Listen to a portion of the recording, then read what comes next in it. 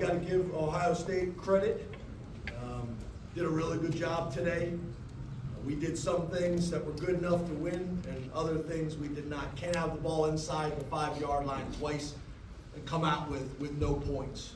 One turnover, which is very uncharacteristic for us, and then another turnover basically on downs. The pick six was a huge play in the game.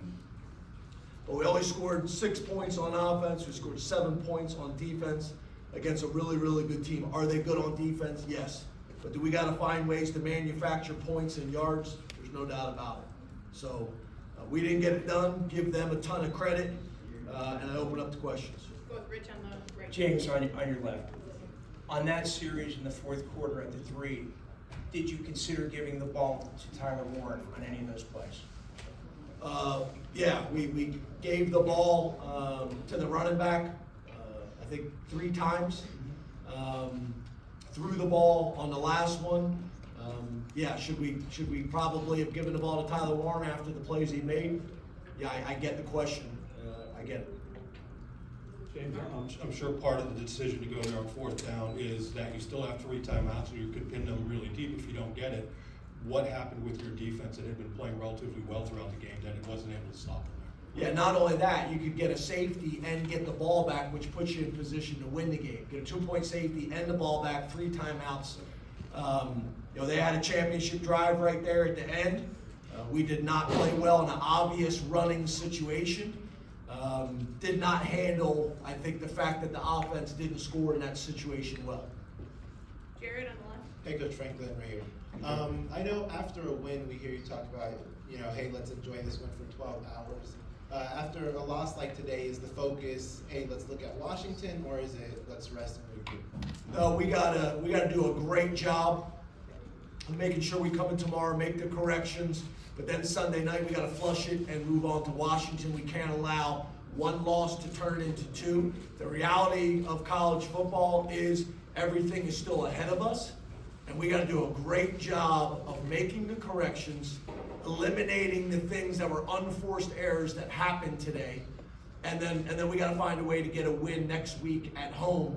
And everything is still in front of us.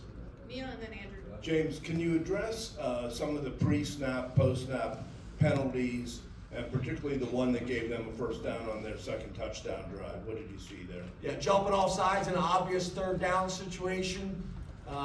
Extended a drive for them, a tackle and standing over a guy, unsportsmanlike conduct penalty on a 3rd down stop, extends a drive. Can't do that. Can't do those things. So happened last week, happened again this week. That's on me. We gotta be a disciplined football team. We were not disciplined at times today. Andrew. Coach, you saw fans throwing things on the field, booing, very frustrated. What's your message to them about today's game? I understand their frustration. Guys in the locker room are just as frustrated, if not more, but college football has changed. And we have an opportunity moving forward to right some wrongs from today. And that's what we're gonna focus on. I get it, we get an unbelievable crowd here. We get unbelievable support. You don't do that without passion, and there's great things that come from that, and there's hard things that come from that. That's part of the job. That's part of the job, and I own it all. I own it all. Tyler and then Adam. James, you mentioned in the last week that Bo Rabula out there can open things up for the running backs today. Katron and Nick seem to have trouble finding that daylight today. Bo had 1 carry for no yards. Hindsight being what it is, do you think maybe there was an opportunity to get Bo more involved to find that jolt? Well, I think the plan was to get Bo more involved based on how practice had gone this week with Drew, but we didn't have a whole lot of success when he was in there. So I think that probably played in a part of it. When we didn't have a whole lot of success when he was in there, we got away from it. Where are you? Adam and then Mason. James, you can't control the outside, but as far as yourself and evaluating yourself in these big game performances, how do you do that? What significance do you put on a game like today? Yeah, again, there's nobody that's looking in the mirror harder than I am. I will say this, and I've said it before, 99% of the programs across college football would die to do what we've been able to do in our time here, and that's all of us. But I also understand when you're at a place like Penn State, there's really, really high expectations. When you're at a place like Ohio State, there's really, really high expectations. I get it. I totally get it. So we've looked at all these things really hard. We'll continue to look at these things really hard. There's a lot of things that I had planned on saying when I came in here today, but they are not appropriate to say right now. So I'll hold them until another time. Mason, then Joe. Hey, Coach, over here.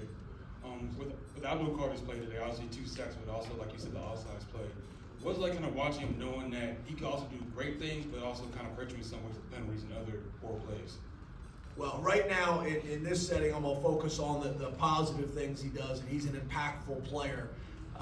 We'll make the corrections, in the locker room, and we'll make the corrections in the meeting room, but he's a big-time player. He makes big-time plays consistently. There's things that we got to get cleaned up with all of them, Abdul included. Last question to Joe. James, the sequence at the end, over here, on the side. Sorry.